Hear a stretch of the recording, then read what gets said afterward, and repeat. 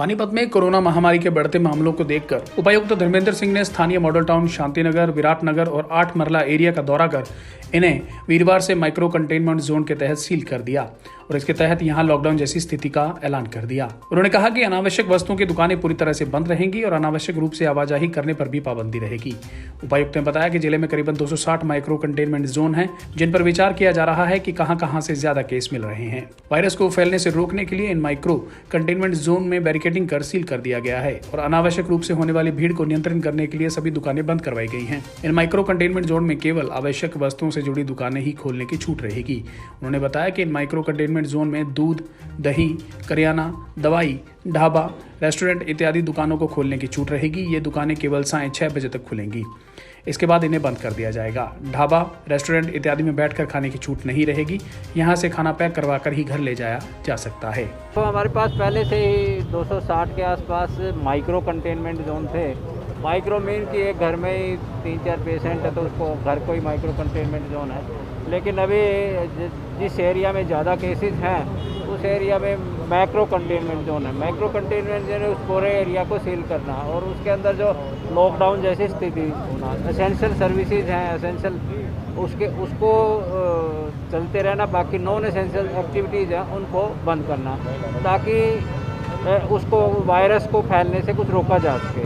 अब model town में हमने कल जब केसेस को इवेलुएट किया कि 260 cases active cases model town में हैं और इसलिए 3 कंटेनमेंट जोन और हैं जो वो इस मॉडल टाउन के आसपास लगते एरिया है सारा, विराटनगर वगैरह। तो इसको इस गति से ये वायरस फैल रहा है, इसको कुछ विराम लगाने के लिए मैक्रो कंटेनमेंट जोन बनाया गया है जिसमें बैरिकेडिंग रहेगी और एसेंशियल सर्विसेज भी सिर्फ 6 बजे तक चलेंगी। दवाइयाँ हैं, खाने पीने की चीज़ें हैं, परचून का खाने पीने का जो सामान है, दूध का है, वीटा मिल्क का है और इस तरह की चीज़ें। और जहाँ ढाबा वगैरह है, रेस्टोरेंट है, वो वहाँ पे बैठ के खाने की नहीं रहेगी और टेक अवे रहे या फिर होम डिलीवरी रहे।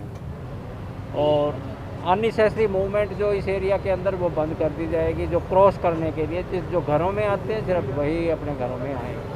ऑक्सीजन है हमारे पास, हैंड टू माउथ है, इतनी ज़्यादा भी नहीं है कि सरप्लस कोई कहीं भी बांट दे, इसीलिए उस पर कंट्रोल किया गया है।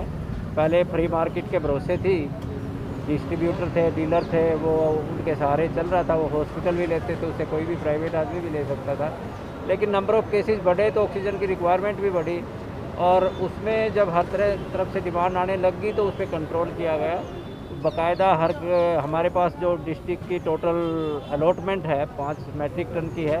5 मैट्रिक टन को हमने हॉस्पिटल में किसके पास कितने बेड हैं, कितने ऑक्सीजन बेड हैं, कितने आईसीयू बेड हैं, कितने वेंटिलेटर बेड हैं, उस हिसाब से कैलकुलेशन करके हॉस्पिटल वाइज हमने कितने सिलेंडर किस हॉस्पिटल को जाएंगे वो एक डिस्ट्रीब्यूशन का सिस्टम बनाया था। कल हमने शुरू किया था, उसमें शुरू में थोड़ी प्रॉब्लम आई थी लेकिन धीरे धीरे स्ट्रीमलाइन हो गया है। आज काफ़ी हद तक स्ट्रीमलाइन हो गया है।